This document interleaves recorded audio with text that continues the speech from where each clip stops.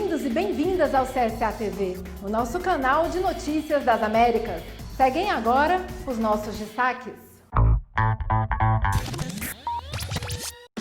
No Brasil, seguem os protestos antirracistas pelo assassinato de Beto Freitas no supermercado Carrefour de Porto Alegre.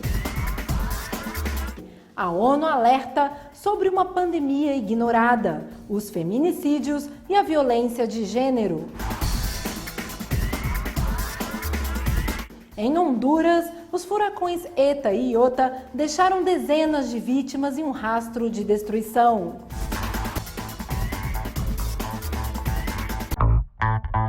Para o nosso editorial de hoje, receberemos Eulória Família, a presidenta do Comitê das Mulheres Trabalhadoras das Américas.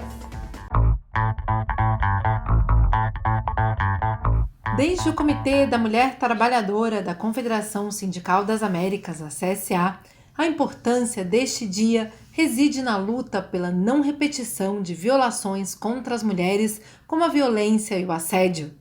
Sabemos que isso está acontecendo com as trabalhadoras que foram afetadas pela pandemia e que agora são mais vulneráveis à violência, ao assédio e ao feminicídio.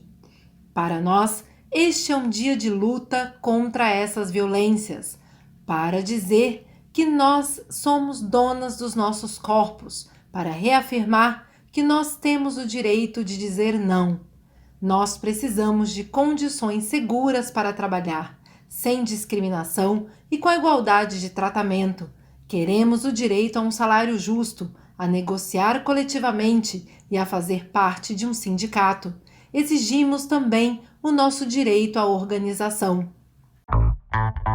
Em Honduras, os furacões Eta e Iota deixaram dezenas de feridos e um rastro de destruição. Os danos materiais causados em Honduras pelos furacões Iota e Eta começaram a ser mensurados após semanas marcadas pela preocupação e pelo sofrimento por grande parte da população. Além de casas e de outras construções, as duas tempestades também devastaram plantações, afetando a produção agrícola de inúmeras regiões. Algumas famílias seguem abrigadas em condições precárias e outras estão voltando gradativamente às suas comunidades. Além da destruição causada pelo vento, as tempestades geraram alagamentos que em algumas localidades já duram mais de 2 semanas. Mesmo com o fim da tempestade, ainda há riscos de novos alagamentos, desta vez causados pela correnteza de rios, onde o nível da nascente aumentou em decorrência das fortes chuvas. É o caso do rio Ulúa, que atravessa a parte de Honduras e deságua no Caribe. De acordo com dados oficiais, as tempestades atingiram aproximadamente 3,4 milhões de pessoas. Deste total, há 91 vítimas fatais e 9 desaparecidas. 129 mil pessoas encontram-se em abrigos, aguardando a diminuição do nível das águas. Com relação aos danos materiais, estima-se que as tempestades tenham atingido a 36 mil casas em todas as regiões do país. A grande maioria delas foi severamente afetada. Entre os impactos sociais relatados, figuram a escassez de alimentos, roupas e medicamentos. A necessidade de estabelecer uma política de moradia agora é uma urgente necessidade em Honduras, um país que lutará pela sua reconstrução. A Guatemala passa por uma grave crise institucional e política. Veremos agora os próximos acontecimentos.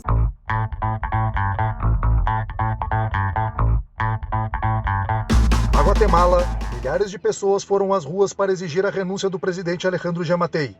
Os manifestantes foram recebidos pela polícia com bombas de gás lacrimogênio, mas não recuaram à repressão das forças de segurança, chegando a incendiar parte do edifício onde fica situado o Congresso Nacional do país.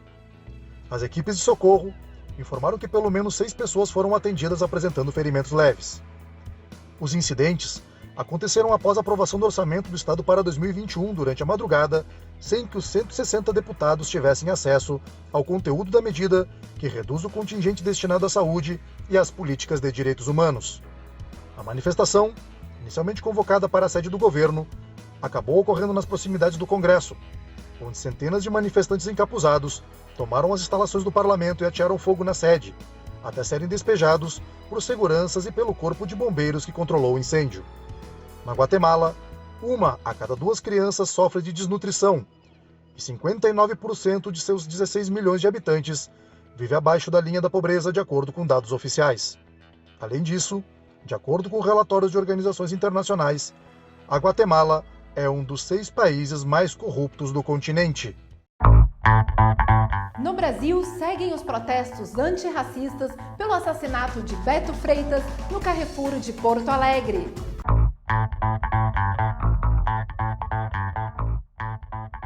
No Brasil, a semana foi marcada por inúmeras manifestações realizadas em várias cidades do país, como reação ao assassinato de Beto Freitas, homem negro que foi espancado até a morte por 2 seguranças do supermercado Carrefour de Porto Alegre.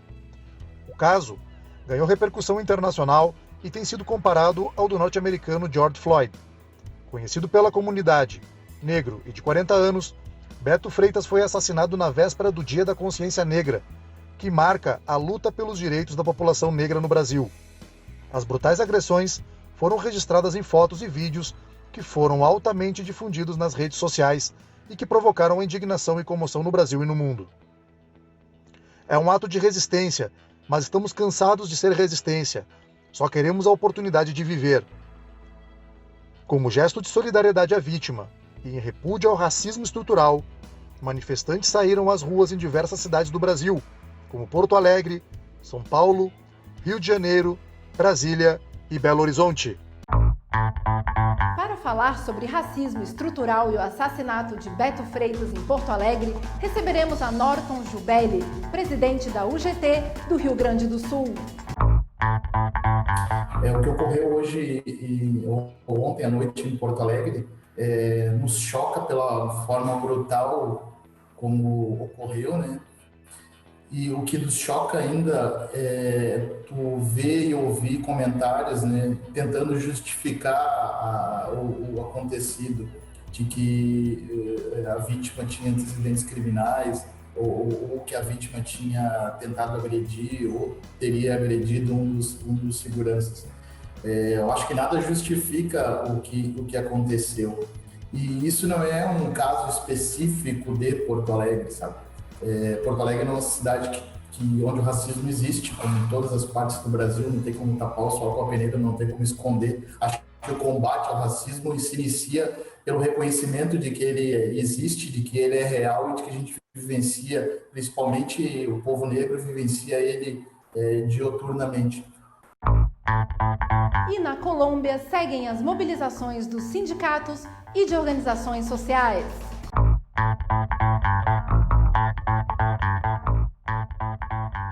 Milhares de pessoas se manifestaram em diferentes cidades da Colômbia em rejeição à política econômica e social do governo do presidente Iván Duque pela violência que assola o país nos últimos meses. Em Bogotá, membros da Central Unitária de Trabalhadores lideraram uma marcha até a Praça de Bolívar, onde se concentraram diversos grupos de manifestantes. Líderes do Comitê Nacional de Desemprego, que fazem parte de organizações sociais e sindicais, exigem uma negociação imediata com o governo para a formulação de medidas de emergência. Uma proposta que foi apresentada desde o ano passado e uma das bandeiras de luta do movimento. As centrais trabalhadoras rejeitam as políticas econômicas e sociais de Duque por serem contrárias aos interesses do povo e por flexibilizar direitos trabalhistas ao permitir a contratação por horas de trabalho e por desconhecer direitos como subsídios para educação, alimentação e afiliações a entidades para a recreação. Além dessas pautas, o movimento protesta contra os assassinatos de líderes sociais e a repressão policial a manifestações, que deixou 13 mortos em Bogotá e Suacha, apenas em setembro. As medidas adotadas pelo governo frente à pandemia de Covid-19 também são alvos de críticas dos trabalhadores da saúde, que se somaram às manifestações e rejeitaram o projeto da reforma da saúde que tramita no Congresso. Os trabalhadores lutam por uma saúde pública e por medidas de proteção aos profissionais da saúde que estão na linha de frente contra a pandemia. Relatório da Aliança Global aponta que o sistema tributário contribui para a evasão de divisas de grandes corporações. Brasil, Colômbia e México são os países latino-americanos que registram as maiores perdas econômicas por sonegação fiscal por parte de grandes empresas transnacionais, segundo informa o relatório elaborado pela Global Alliance for Tax Justice e outras organizações, reproduzido pelo site RT. De acordo com os dados do estudo intitulado O Estado da Justiça Tributária em 2020, o Brasil é o país da América Latina onde mais se perde dinheiro por sonegação de impostos de grandes contribuintes, registrando perdas anuais de aproximadamente 14 bilhões de dólares ao ano. Em seguida, vem a Colômbia, com aproximadamente 11 bilhões, e o México, com mais de 8 bilhões de dólares sonegados ao ano. No nível sul-americano, segue a Argentina, com aproximadamente 2 bilhões de dólares sonegados, Peru, Venezuela, Chile e Bolívia, com aproximadamente 200 bilhões de dólares sonegados ao ano pela sonegação fiscal. E o secretário-geral da CTAT da Argentina, o deputado federal Hugo Chasky, se pronunciou sobre a lei da taxação de grandes fortunas.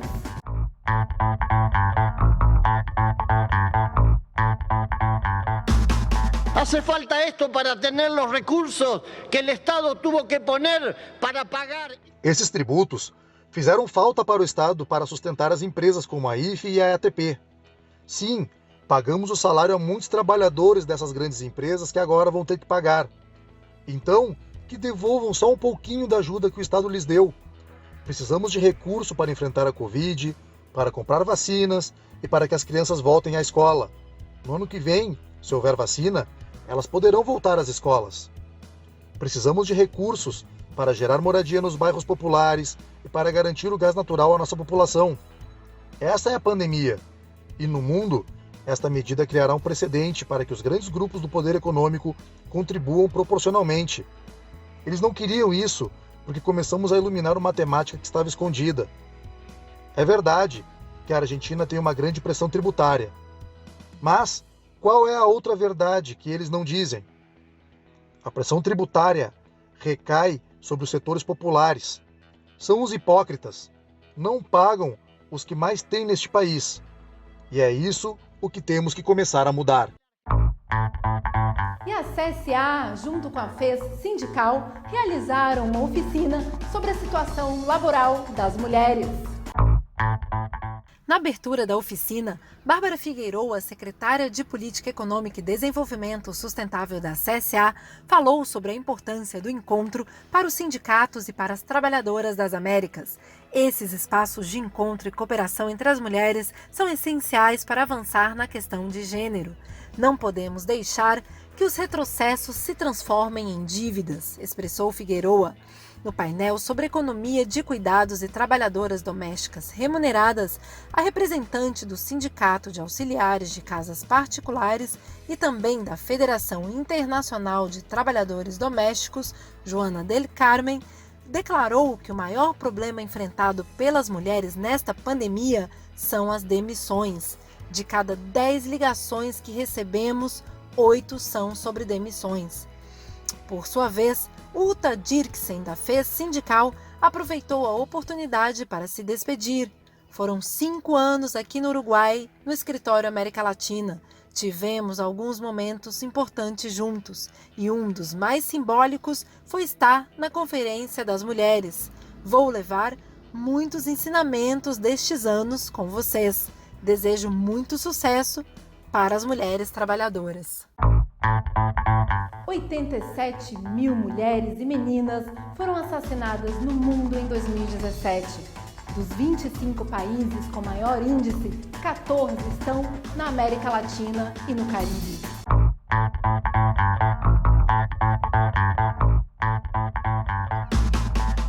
A relatora especial da ONU sobre a violência contra as mulheres falou sobre uma pandemia ignorada, a do confinamento e a violência de gênero. Na véspera do Dia Internacional pela Eliminação da Violência contra a Mulher, comemorado 25 de novembro, Dubravka Simoniv fez um comunicado em que sugere medidas urgentes, incluindo o estabelecimento de mecanismos de observadores nacionais em todos os países para evitar estes crimes. Enquanto o mundo luta contra o impacto devastador da pandemia de Covid-19 e seus efeitos negativos sobre as mulheres, uma pandemia de violência de gênero acaba com a vida de mulheres e meninas em todos os lugares, alertou. De acordo com os dados da ONU Mulheres, publicado no final de setembro, o confinamento levou a um aumento de denúncias de casos de violências domésticas de 30% no Chipre, 33% em Singapura, 30% na França e 25% na Argentina. No Brasil, foram registrados 648 feminicídios no primeiro semestre de 2020, 1,9% a mais em relação ao mesmo período de 2019, segundo o Fórum Brasileiro de Segurança Pública. Nesta semana, o assassinato das irmãs Mirabal, que marcou a luta das mulheres na América Latina, completou 60 anos.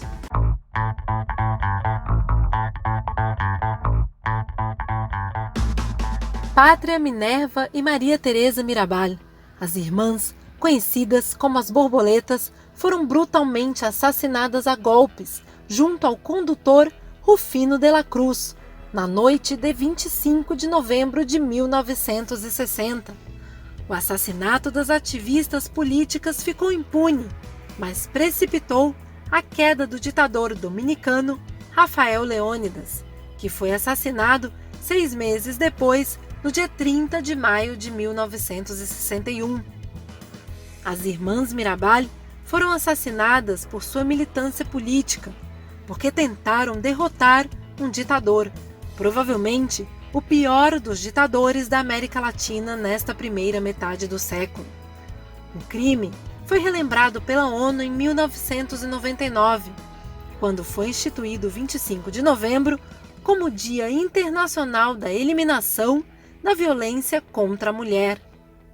Eu quero destacar que é importante que não nos esqueçamos delas, porque geralmente as lutas das mulheres são invisíveis, tendem a sumir ou a serem colocadas em segundo plano. Em 1962, os autores materiais do crime foram condenados apenas entre 20 e 30 anos. Apesar disso, os autores foram liberados e protegidos pelo próprio Estado. A casa onde as 3 irmãs se refugiaram nos últimos meses de suas vidas se transformou, em 1994, na Casa Museu Irmãs Mirabal, e a cada 25 de novembro são homenageadas com a esperança de que algum dia a violência contra a mulher não exista mais. Centenas de pessoas se manifestaram em Santiago do Chile para pedir a renúncia do presidente Sebastián Piñera. Essas e outras notícias no próximo bloco.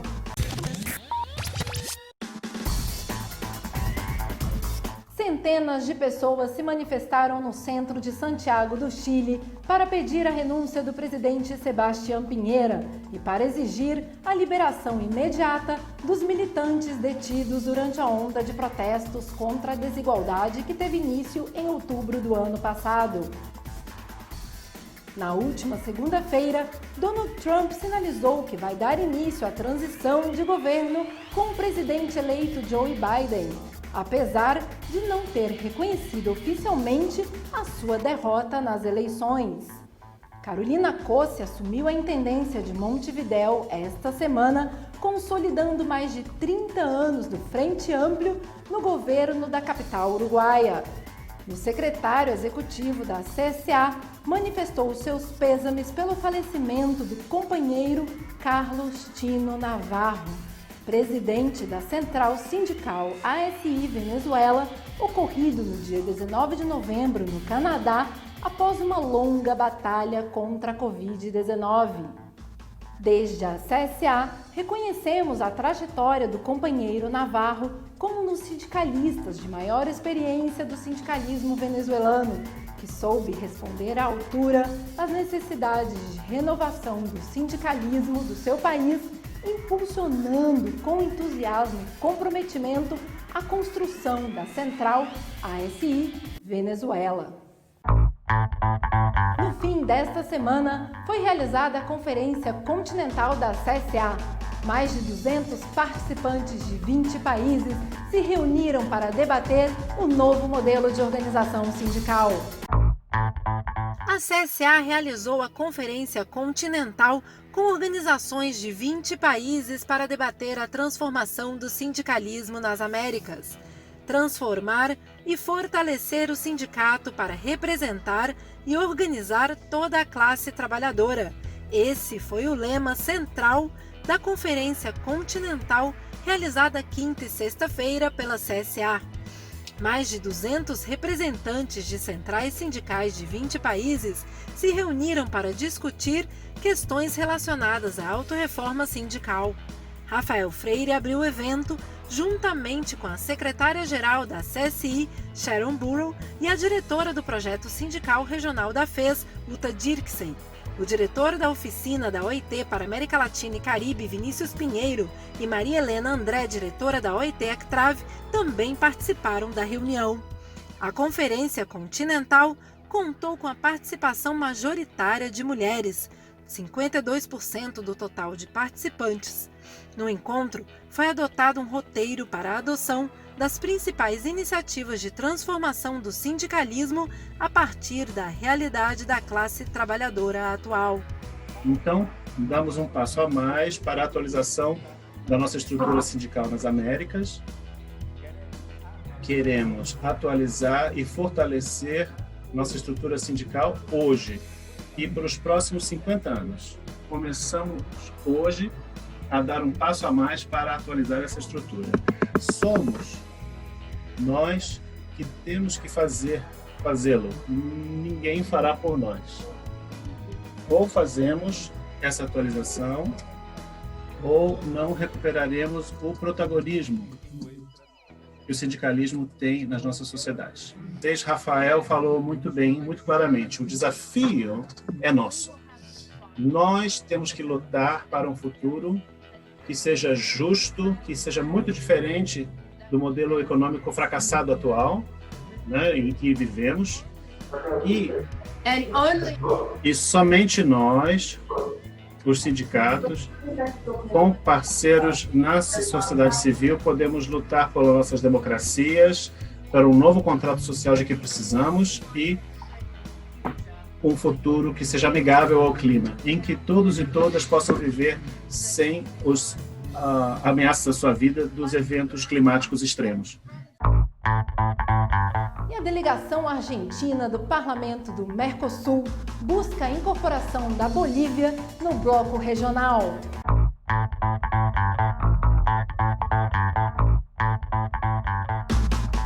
A delegação argentina do Parlamento do Mercosul enviou um ofício ao Parlamento brasileiro buscando agilizar a incorporação definitiva da Bolívia ao Mercosul. Os parlamentares enviaram um comunicado assinado pelo presidente do Parlasul, Oscar Laborde, e por outros membros da representação argentina, onde expressam que a posse do novo presidente Luiz Arce aproxima o Estado plurinacional da Bolívia novamente à pátria grande, e por isso acreditamos sinceramente que é o momento da Bolívia ingressar definitivamente no Mercosul. Os parlamentares lembram que em julho de 2015 foi assinado o protocolo de adesão da Bolívia ao Mercosul, que já foi ratificado pelo Paraguai, Uruguai e Argentina, restando apenas a ratificação parlamentar do Brasil para garantir a incorporação da Bolívia como membro pleno do bloco regional do Mercosul. Um dos maiores jogadores do mundo, Diego Maradona, morre aos 60 anos e causa uma comoção mundial.